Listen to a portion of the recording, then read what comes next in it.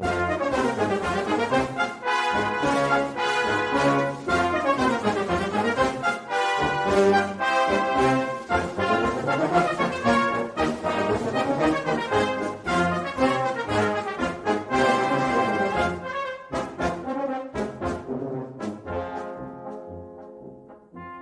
listening to Three's a Crowd, the North East Footy podcast, with Rye for Borough, Steve for Newcastle United, and Ted for Sunderland.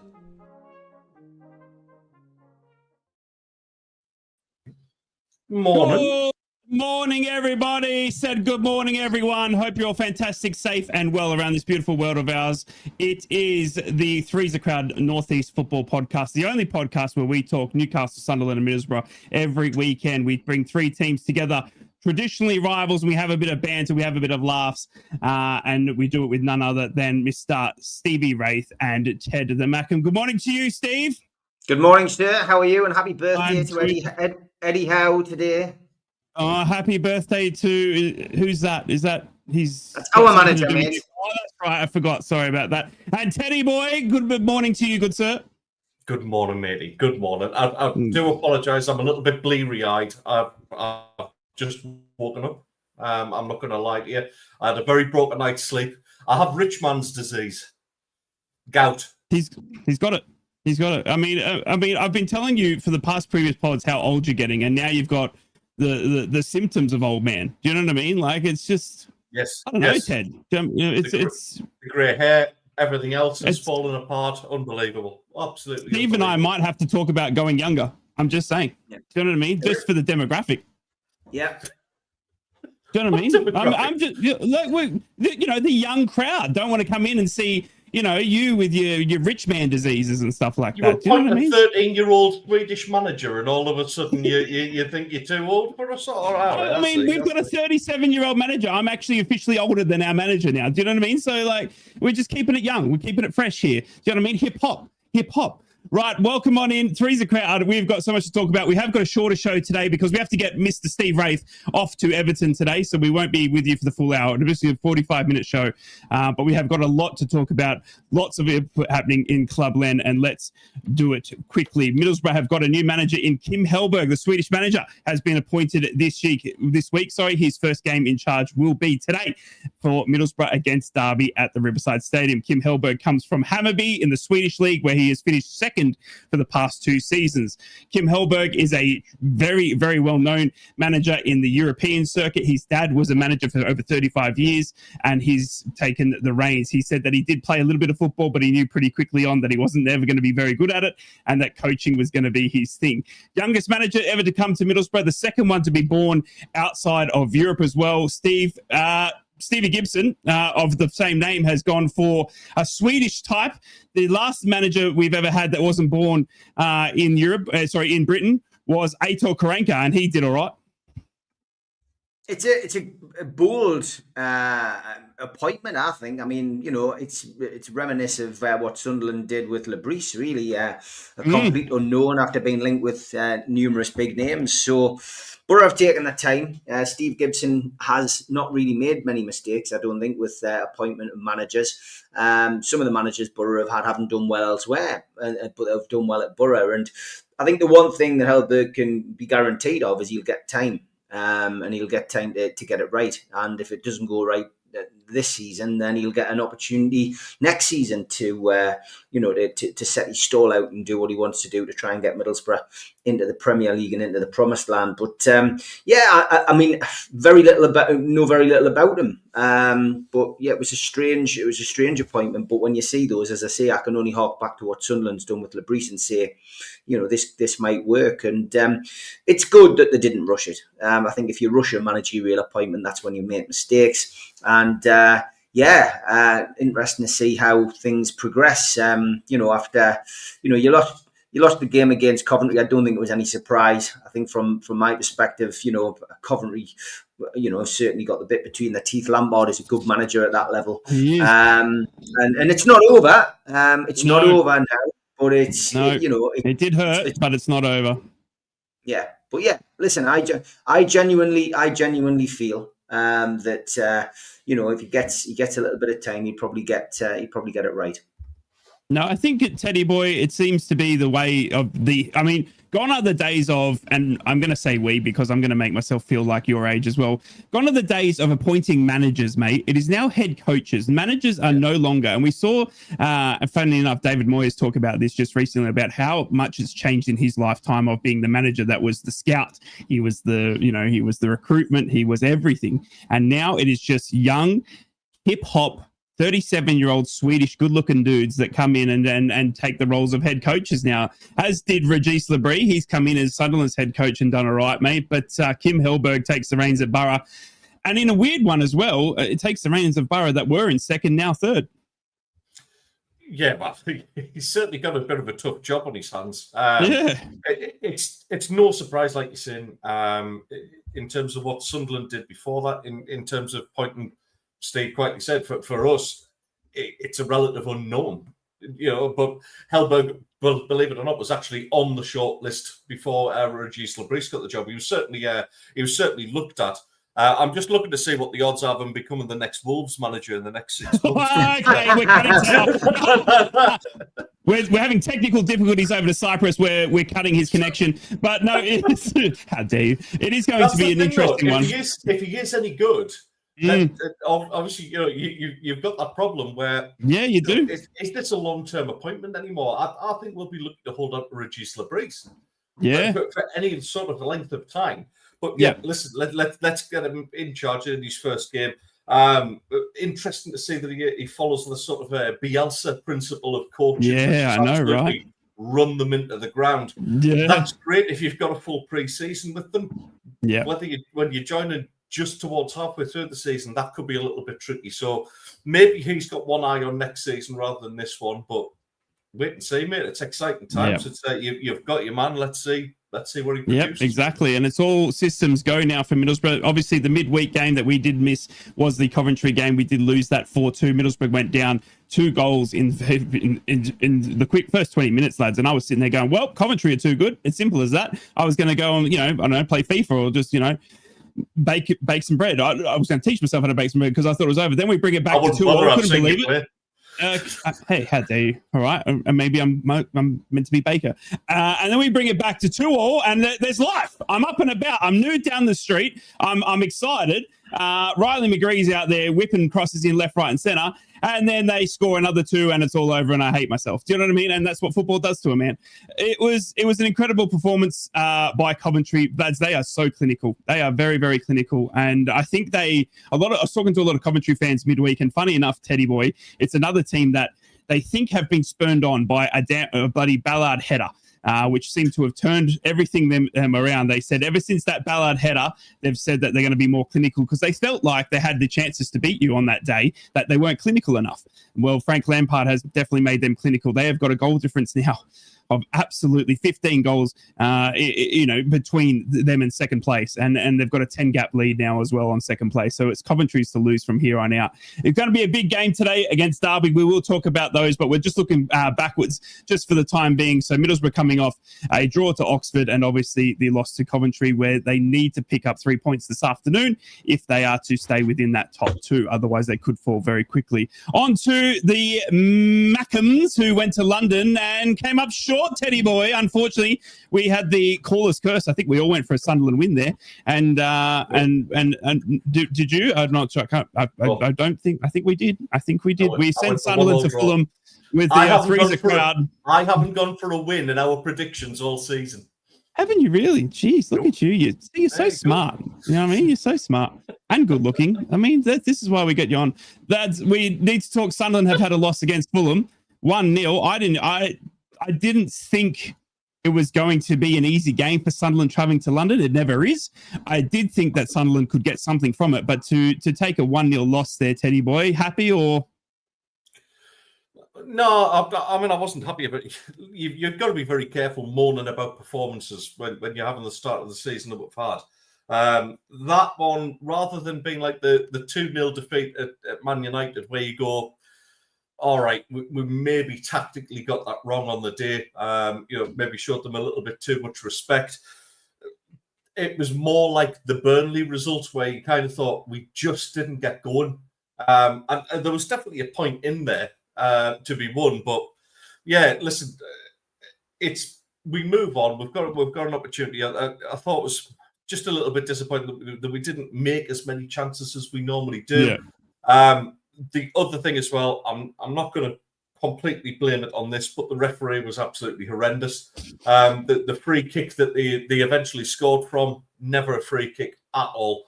There was some of the decision making was just absolutely bizarre. I was sat next to a Newcastle fan. I did the double header of watching us and then the Geordie straight after. I was sat next to a Newcastle fan who was just like shaking his head in disbelief, going, "What have you got to do to get a decision out of this?" You know. And then of course later on the day he just didn't give a stuff about the Sunderland result because the Geordies had a bit of a good one. But yeah, listen, we've got a perfect chance to move on. We've got a home game, and it's a home game that we need to get points out of because the run in after now, barring the easy 3 points down at Anfield where we'll get Arne Slot sacked. Can't wait to verse them next season in the Championship. The game's starting to get tricky after Liverpool. Yeah. Tell you what, we've got the Swedish manager. We might get the Rat Isaac as well, the way they're going. Steve, obviously, Sunderland taking the team down to Fulham, never an easy task, but given where they were on the table, the form guide as well, you would think Sunderland could have gotten a little bit more than the 0 points from Fulham.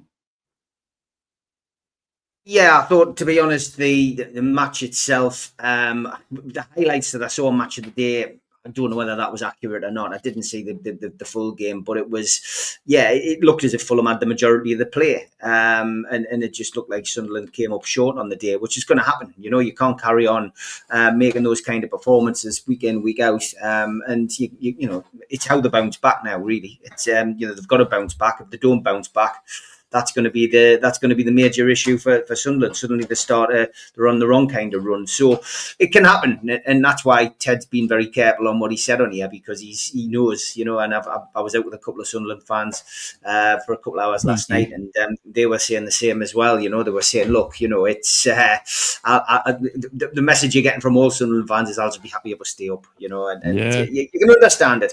But look, losing to Fulham 1-0 it's no big disgrace away from home. You know, you come up from the Championship, you've got to win your home games, and if you grab a point away from home, that's great. Anybody can beat anybody in the Premier League. That's the problem at the moment. It really, really is a strange old league. And like I said last season, there is a top and there's a bottom. There's just no middle table at the minute, because you can win 2 games and you can be chasing Europe, or you could lose 2 games and you're just a couple of points above the relegation zone at this point in time. So it's going to be interesting to see what happens. But it's how Sunderland bounce back from that result that's important. We are going to be looking forward after the break, but looking back at the moment, by looking back, we've got to talk about the curse. The curse I put on Erling Haaland last weekend, Steve.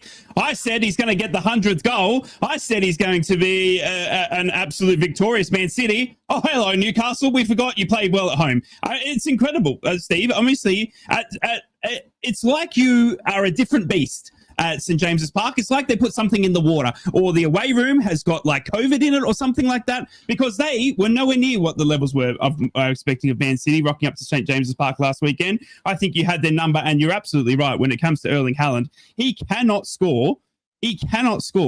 Against that centre-back pairing. I mean, Jamal Lascelles and Shaw have never conceded a goal against Haaland. And, you know, this is Haaland versus every other team in world football. And this is Haaland versus Newcastle.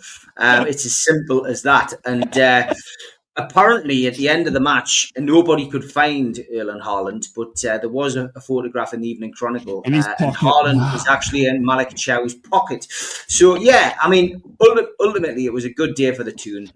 You know, we had a wonderful result, and I think that's why it's been so frustrating for Newcastle over the course of this, you know, opening few months of the season. It's been you know, annoying for Newcastle fans, because we are capable of these type of performances. And, you know, we lost 2-1 to Barcelona, but, you know, had it not been for those wonderful Rashford goals, we would have got something out of that, you know. And we've turned up for the big occasions, but Brentford away, West Ham away is where we've let ourselves down. And, you know, the midweek game against Marseille, I was expecting us to win that, and we lost 2-1, and it was down to, you know, individual error again by the goalkeeper, which changed the whole perception of that game. And the Aubameyang's 2 finishes were exemplary, but that's what you expect from a seasoned Champions League striker like him. 36 or not, he's still capable of finishing an opportunity if it's presented to him. And not wrong. It's been a topsy-turvy week for us, and we'll go again as we'll look ahead to today to Everton. And it's not an easy game. They won with 10 men last week, and you're thinking, this is out of the frying pan. Out of the frying pan into the fire. But the Man City game, I'll focus on the positives. Yeah. The performances from Harvey Barnes this season. He has turned a leaf, has he not? I mean, you've been talking about how much you need goals from elsewhere, considering the loss of Isak and all that sort of stuff. Harvey Barnes, for the past couple of weeks, mate, I put him in my FPL. I'm that confident. Yeah, he's one of those players at the moment who is really having he's having his day in a black and white shirt. He's scoring for fun. He's getting into the right positions. He's grafting as well. And at the time when Anthony Gordon just is looking a shadow of his former self. What is going on with him? I don't know. At the start of the season, I was saying he was trying too hard. I felt he was focused. He was focusing. He's focusing too hard in the wrong areas. Then I've got a feeling, is it a bad run of form that he's in, and is he carrying an injury that nobody knows about, which he isn't. So for me, the only thing I can really say with Anthony Gordon is that he is suffering because he's suffering more, as is Elanga, I suppose, and not having that out and out striker like Isak. And I think I don't think you become a bad player overnight. I just think the fact that they've been set to play a certain way with this striker Gordon rather than Elanga, but it's not working. And Alexander Isak has put his career on hold, and he's put Newcastle United's development on hold by what he did in the summer. And I was saying this last night to a couple of Newcastle fans and the Sunderland fans I was out with. I said, had Ekitike been allowed to sign for Newcastle or come to Newcastle in the early part of the window, and Newcastle had then agreed to sell Alexander Isak, I don't think either Liverpool or Newcastle would be in this position. And it's such a frustrating thing for us. But look, it's not all over. We are still in the Carabao Cup. We're still in we've got the FA Cup to look forward to. We're not a million miles away. Last weekend we were talking about it could be a 10-point gap between us and Sunderland. It's back down to 4. And we are an unpredictable team. So, I guess anyone who plays us just doesn't know what on earth is going to happen. Yep. But, we'll wait and see what happens today. Could Gordon perform well today, considering that it's Everton? I wouldn't like to see him in the team. I'd like to see him on the bench. I genuinely don't want him to start today. He's never had a good game against Everton since he left the club. He always seems nervous down there. He didn't leave the club obviously in a good light. He was chased out the training ground. People were chucking stuff at his cars. He was getting insulted. Part of you says, well, this could be a game where he could suddenly turn his season around and turn his fortunes around. But the flip side says you can't drop Harvey Barnes. The decisions how he's got to make today are there for all to see. He's got to pick between Ramsdale and Pope. And he's got to pick between. He's got to decide on what he does at centre half, because does he bring Dan Burn in? If he plays Dan Burn at left back, I don't think I could even defend him today. He's got to play Lewis Hall and Tino Livramento left and right, because they're superb. They changed the game for us last week. And then you've got to play, I think, Fabian Schär and Malik Chow. I know they've both played constantly, but I would play those two. I would rest Burn. I'll put him on the bench. I would rest Pope. I would put him on the bench, and I wouldn't play Anthony Gordon. And I think I would go down there with a strong team. And the rumor has it that Wissa is he is training with the ground with a team now. But the rumor is he potentially could be on the bench today, which would be great to see at last. Wissa playing some part for Newcastle United. We need that, mate. We need that. It's been a tough old week, Teddy. Just before we get to Troll of the Week, mate, coming to you obviously with Newcastle, mate.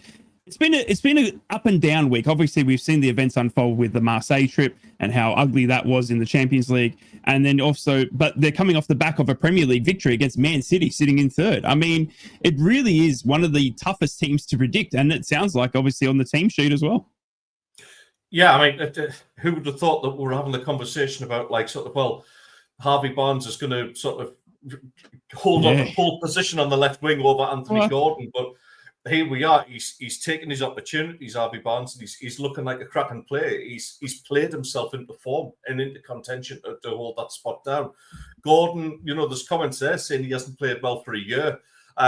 Maybe not. I mean, personally, I only see limited chances, so I doubt the Newcastle fans' knowledge on this one. But at the same time, I'm starting to see why they're saying that, because I don't know. He doesn't look like he knows what kind of player he wants to be. Whether he wants to be sort of a hug the touchline kind of winger, or wants to drift in and sort of have like a free role. I don't know. I just feel like you need some sort of direction, so to sit him down and say, no, this is exactly what I need you to do through every minute of the game. It's a nice problem to have when you've got an England international that will play himself back into form. And Anthony Gordon is a terrific player. I've said that from day one. I've got nothing against him as a player. I think he's terrific. He will be back, but right now, Harvey Barnes is just absolutely loving the opportunity.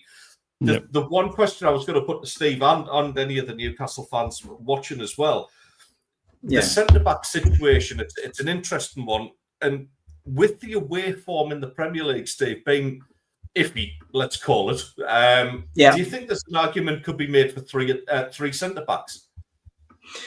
I think they could, but... I do think that's a possibility. And I mean, Eddie Howe has done that in the past. And I think that's the way that he squeezes Dan Burn in. Listen, I'm not against Dan Burn, by the way, but I don't want to see Dan Burn at left back when Lewis holds fist. That's just not right. And for me personally, he's gone three centre-halves. And it wouldn't surprise me if he went three centre-halves with two full-backs today. It really wouldn't. I think things change once Wissa's fit. I think he goes back to 4-3-3, and I think that's the formation he's playing. I think Voldemar will sit out, and I think Voldemar will come in to hold the ball up. And you can't say that's how it's going to go for the rest of the season, but because injuries and suspensions and that play their part. But I think he goes 4-3-3, and I think he puts Wissa up front. I think he plays Alanga on the left and Alanga on the right and Barnes on the left. That would be strongest 11 at this moment in time, But I've got no doubt that in his mind he would probably play Chow, Shaw, and Burn. And I know people are saying, well, what about Botman? But I am not Botman's biggest fan.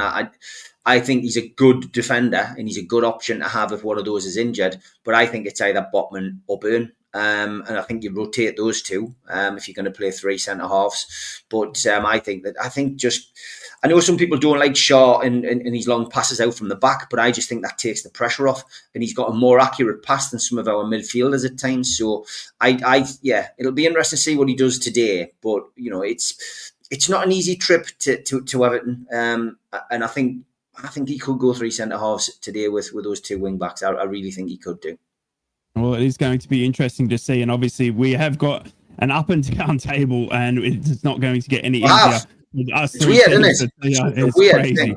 Honestly, teams are from 17th are now climbing, and teams that are in 6th and 7th are going down. It's crazy. It's going to be an interesting Premier League season, as is in the Championship. And speaking of Troll of the Week, Dan Burn, if you are listening, that is at Steve Wraith. I can give you his phone number and address. He does sound like he doesn't like you, mate. I'm sorry, mate. Oh, you're an England international. If you want to feel love, mate, come down to the Borough. It's time for everybody. It's time for Troll of the Week.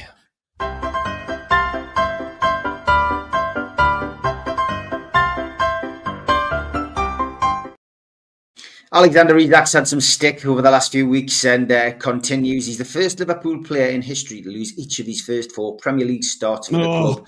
He's actually the first centre-forward not to score in his first 4 games since 1906 as well, apparently. Everton fans are loving it as well. It's officially 200 days since Alexander Isak last scored a Premier League goal. Jamie Vardy showing that not all footballers are as intelligent as Anthony Gordon. I don't really like Indian food. I prefer English food like pizza or Chinese, said Jamie in a recent interview. And I love a name of referees. Here's tonight's officials. Fu Ming. That's excellent, isn't it? Absolutely. That is very good. That is very good. I am going on a bus today to Everton. I'm not travelling by train. Can't get a train back, so it's a bus for me. I haven't been on one for a while. This is not the bus that I'm getting, by the way. And with all talk of... playing out from the back Yes, with all talk of Birmingham's new stadium, it was nice to see a Sunderland fan coming up with this great idea for their stadium, and maybe pink slices on the corner of the stadium of late will look class. We can do it in our Birmingham. I thought that was brilliant by the Sunderland fans. Jackie White would be proud. Yes, Johan Wisser is on his way back to Newcastle's team, so thankfully 2042 now. Won't need to be the year that Johan Wisser returns to the squad. And I've already mentioned Anthony Gordon. I don't want to see him playing today for Newcastle. I'd rather see him on the bench because this is Anthony Gordon when it's not a big game. And I did like this. Ed on Twitter had put, been adopted by some Frankfurt fans and been escorted to their pub. If you don't hear from me, then it's been fun. His next post a few minutes later, can't stress enough how sound these Frankfurt lot are. Having the time of my life here. A little bit later, got robbed at knife point, lad. Look, everything bar my hotel key, and I didn't get to the ground. Yes, travelling away can be fun, can't it? On the continent, be safe, fans. Yeah. I did like this in our comments. Why Borough on a North East show, said Fred Holmes. Rye replied, because we get comments like this from you, Fred. Thanks for the support. And I need some help. A few months ago, lads, I accepted a friend's request from a guy called Buster, as we both had an avid interest in the 70s band, The Sweet. He sent me the odd video of the band, but then he started to bombard me with not only videos, but non-stop messages on Messenger. Now, as much as I like The Sweet, I thought enough is enough. So I tried to unfriend and block him, but I was unable to. This is where I need technical help. Does anyone know the way? There's got to be a way to Blockbuster. Well done. You have, by the way, lads, you've heard of Elf on a Shelf. Yeah, you have Shite on a Kite. And David Blame is fuming. His record of doing Sweet FA in the box has been smashed by Alexander Isak. And just stop oil have put forward a solution to keep Popey from leaving the box. And to be fair, PSG are a world-class team. It was PSV, Arnie. Oh, in that case, we're proper. Yeah. And here's Arnie Slot going on his holidays. I'm sure that's a place in Wales. And Liverpool are hiring. They're looking for anyone who can keep out at least 3 goals a game. God. Someone who knows how to spend £500 million. Qualification, must have hair, must be able to convince Trent to come back, and must insist that Van Dijk and Salah are the best ever, even when they are 50 years old. Apply online. Send your CV to you never walk alone until we lose.com. And Marseille fans were laughing at this Newcastle fan who unfortunately decided to jump onto the rope netting, and if you can just see, he was suspended like that on the rope netting probably for about 10 minutes at the Marseille game. And just bought a Liverpool advent calendar. All the windows are boarded up and someone's nicked the chocolates. And Charlie says Liverpool are, and they've got excuses for everything. Charlie's right. Just want to congratulate the Everton fans today. They're going to unveil a Gary Speed Memorial Bench at Hill Dickinson Stadium before the game today. He passed away 14 years ago, and Everton and community staff will be based in the area around the bench before every game, every home fixture for supporters who wish to talk or seek support or learn more about the services available. It's the launch of the club's first ever Talking Bench. So well done to them. Absolutely brilliant. That is Troll of the Week.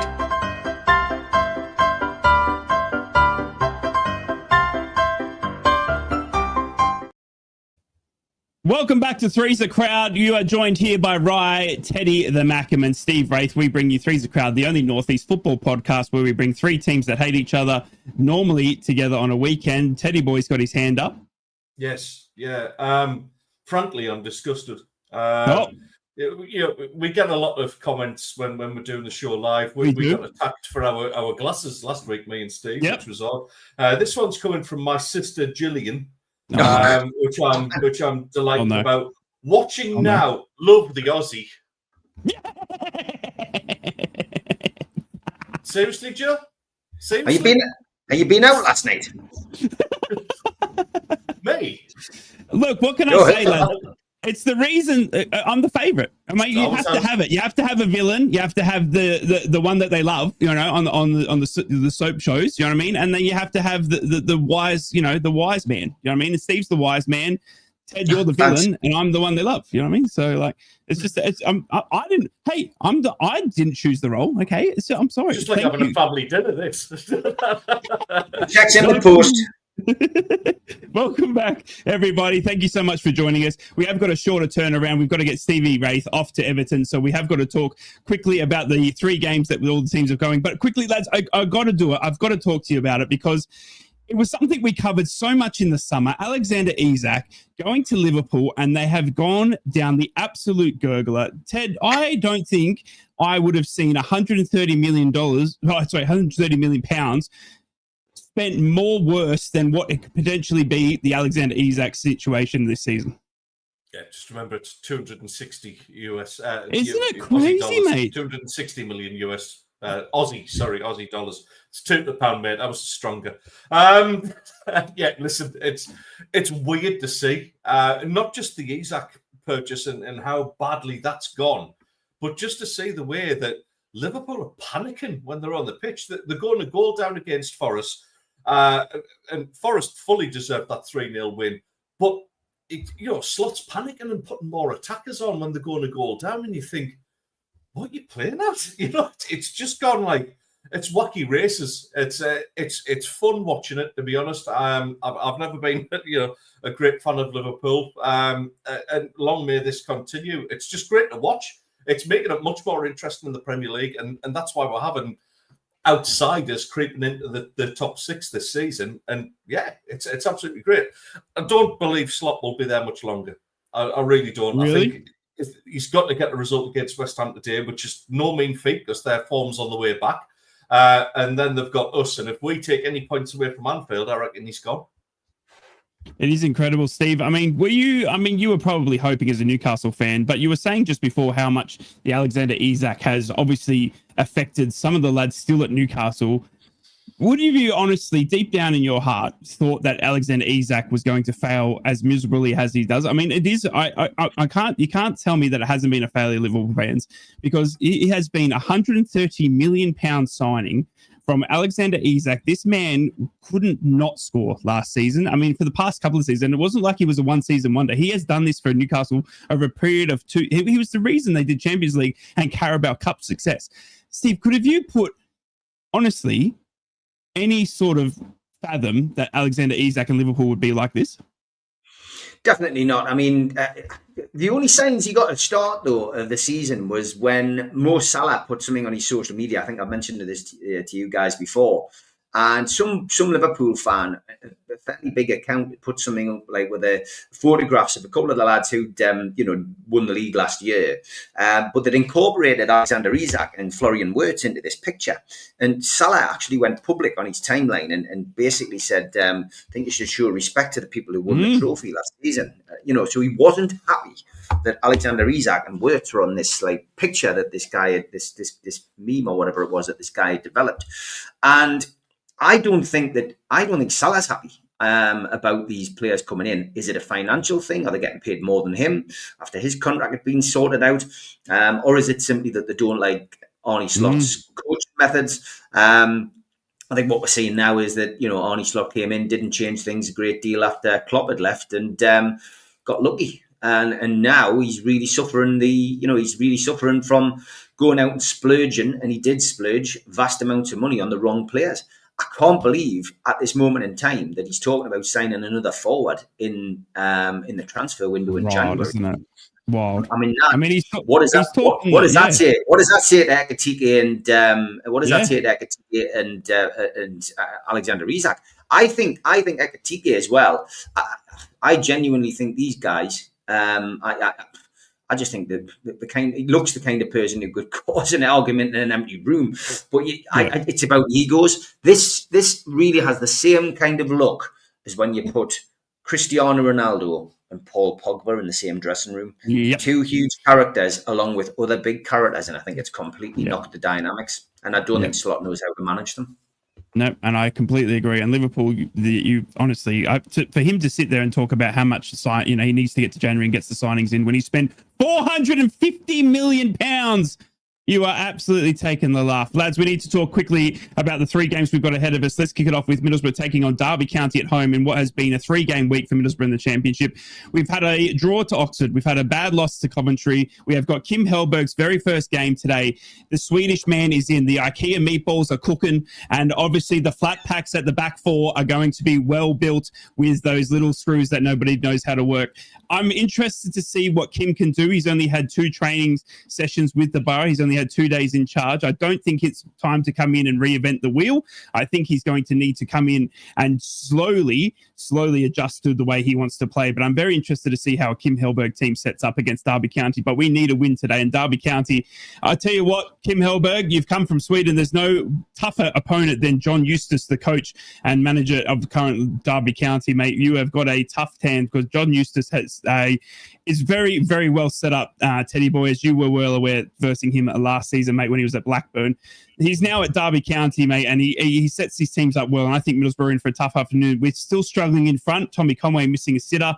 I'm going to be interested to see if David Strelic, our £8.5 million pound striking, is back. I keep saying dollars because I'm Australian. That if no one knew that. And Ted, I think Middlesbrough can get a win today because it's Kim Hill. But I just think there's something there with that new manager bounce. Well, they'll be certainly hoping so.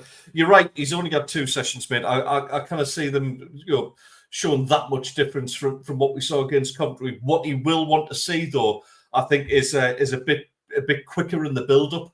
I just found that when I was watching you against Coventry, I felt like every time Borough got on the ball, and it wasn't a bad performance. I'm not it wasn't. I just felt like they slowed the game down, whereas Coventry were in a hurry to get up and take their chances, and that was the difference between the two. Listen, you're right about John Eustace. He's an excellent manager. He's somebody who I thought probably would have been on the list, although I know Steve Gibson doesn't like going for managers who are already in a job, so to speak. Yep. Which is quite respectful, even though it probably does limit his options a little bit. Yep.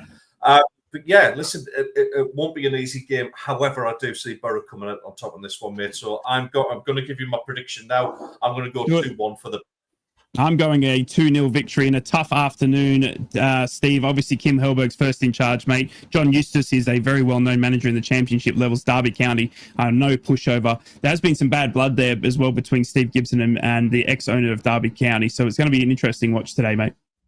Yeah, it is. I think there'll be a new manager bounce, though.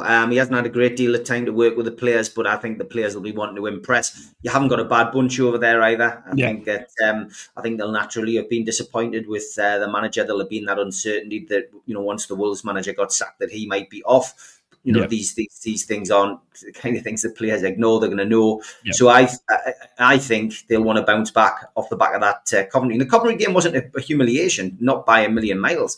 4-2 is no disgrace. And, Coventry are a really good team. But I think that Borough will have the bit between their teeth. So, yeah, I'm predicting a Borough win today as well. I'm going to go a little bit closer. I'm going to say 2-1. Nicely to hear. On to Sunderland. They have got Bournemouth at home. This is a tough afternoon, Bournemouth, and definitely an interesting afternoon for you, Teddy boy. I think Bournemouth sitting in 8th are obviously very well prepared. They have still got their mid star in Semenyo as well. He hasn't left yet, but there is talks he will leave in January again to Liverpool because they need more players. Ted, after coming last week, a tough loss to Fulham. You've got 7th still locked in, but you've got Bournemouth right on your tail. You kind of need to look for a result here, if not only taking a point against a tricky opponent in Bournemouth. Yeah, it's going to be another one of those games where we're looking to pick up a point and work our way towards 40 points.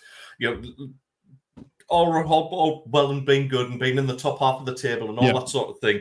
That, as I've said all along, the main objective is to get to 40 points and make sure we're still playing Premier League football next season. As far as the squad's concerned, it's pretty much as you were. Sirkin is still yet to make an appearance in the first team yet, although he has got minutes under his belt. Mundell's on his way back as well. Habib Diarra is also doing well to get back. I think we might see him just before the Derby game, but I think it's just going to come a bit too soon for today. So it's the same squad, and that should be Xhaka yellow today. To get some sort of results. Sorry, Xhaka yellow today. Xhaka yellow. It has to be today, right? Yeah, let's get him. Missed the Liverpool game, and then let's concentrate on that. It might be a tactical yellow today. Let's put it that way.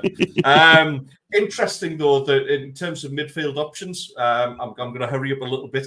Guendouzi from Lazio has been mentioned to be coming in January. He's worked under Lebris before, which is a good one. Bizarrely, Dan Neil rumoured to be going the other way and heading to Roma, which is just proof that if Dan Neil could be mentioned in the same breath as Roma, ask the bird out who's too good for you. Do it, because you might just get there. You might punch above your weight, but you might just get there. Having said all that crap, ones each. Ones each. There you go, Steve. Quickly, because we've got to get you on a bus to Everton, mate. Give us a quick Sunderland outlook. They've got a tough opponent, mate. Bournemouth are no pushover. You've played them already this season, and Sunderland has got their turn at the Stadium of Light this afternoon. I said this game would be a draw when I saw it last week, and I'm not going to change your mind. I think Semenyo playing is a big threat. If Sunderland aren't on that game, they'll get beat today. This is another one of those potential banana skins. What Bournemouth do is they come and set up to defend, catch you on the break. They'll do that today, and if they do manage to get past their Sunderland's rear guard, Semenyo doesn't miss chances. So I'm going to go for a 1-1 draw. I think Sunderland's momentum will keep them going, and I think a 1-1 draw will do Sunderland today. I think Bournemouth will take the cheesecakes today. I'm sorry, Teddy boy. I'm going for a 1-0 win to Bournemouth with Semenyo to score and Xhaka to get a yellow in the first 15 seconds. On to Newcastle. We need to look at the game that you are heading to. It is Eddie Howe versus David Moyes. It is Newcastle going away to Everton. Steve, I'm going to put it straight out there. You suck away from home. And I'm trying to be nice. And we know that you hate Dan Burn. We apologise to Dan Burn earlier in the podcast, but I think he's going to come straight back in because Eddie Howe absolutely loves a tall man, and he does love Dan Burn, even though you don't. I think Everton are going to win this today just because of your performances away from home. And I just think he's going to play Dan Burn, and I think it's going to catch you out. Okay, I'm going to go 3 centre halves because I think Ted's right. I think Newcastle will go with a defensive mindset today. Yep. I do think Lewis Hall will play. I do think Tino Livramento will play. I think he will go with Byrne, Shaw and Chow as the 3 centre halves. I think he will stick with Nick Pope in goal, which won't please a lot of fans. I don't think he'd put Ramsdale in. Be very surprised if he does. And be interesting to see what happens there. I think he sticks with Barnes. I think he sticks with Murphy. And I think he sticks with the usual. I think he sticks Voldemort up top. And I think he sticks with his usual 3 in midfield. Willock will count himself unlucky to be on the bench today because he did have a good game against Marseille. Yeah. I am going to go for, as I said last week and the week before, I still think Newcastle will get a draw down at Everton. I think that first away win will come at the Stadium of Light. So Newcastle United will get a draw today. I'm going to go for a 2-2, a Desmond 2-2. And a big tribute to this man, Gary Speed. It's going to be a fantastic effort for them. And obviously, Gary Speed, rest in peace. And I love that the Everton are doing the tribute. Just quickly, Steve, new stadium again today, mate? Yeah, looking forward to it. Hill Dickinson Stadium, never been yet. So looking forward to it. Over 50,000. The atmosphere is really good. Tom Dixon saying take plenty of pictures. I will. And yes, I did used to work on the doors. Chris, nice to see you in the chat, mate. But yeah, look, I genuinely think Newcastle Newcastle fans will enjoy the experience today. Apparently, it's as nice as the Spurs Stadium inside. Wow. I'm looking forward to it. Yeah, I'm going to get down there early though. For you now, do you reckon? I don't know, mate, is the honest answer. They still seem to be doing lots of things coming out by email to season ticket holders asking about, now they're asking you about whether they should do season ticket waiting list, etc. So, that's it, mate, at the end of the day. But look, from my perspective, looking forward to today's game, mate. Teddy boy, Newcastle away to Everton. They are not travelling well, but at home they're a different beast. Honestly, I can't predict it. I'm very, very struggling to pick a Newcastle team, let alone a Newcastle form. They seem to be strong at home. Away from home, they seem to be absolutely a different, as I said, beast. And I think Dan Burn comes straight back in because I think Eddie Howe is a very, very big fan of Dan Burn, and I think that's going to be their undoing today at Everton. I agree with Steve to a certain extent that they'll go 3 at the 3 centre-backs. However, I do think Newcastle will get their first away win today, just to lure them into a false sense of security for the 14th of December. So look at him playing the wheel. The mind games are kicking off already. I think the Johnnies will win today. I genuinely do. I think they'll win 1-0 today, and then they'll get beat at the Stadium of Light.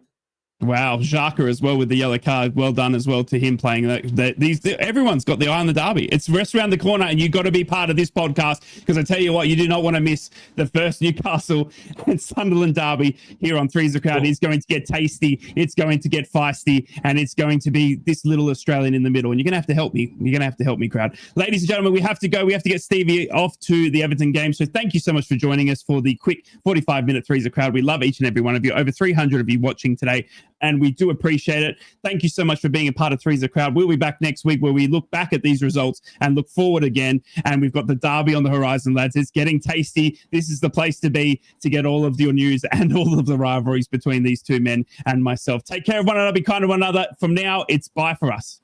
Three's a Crowd podcast will return. That's not a threat. It's a promise.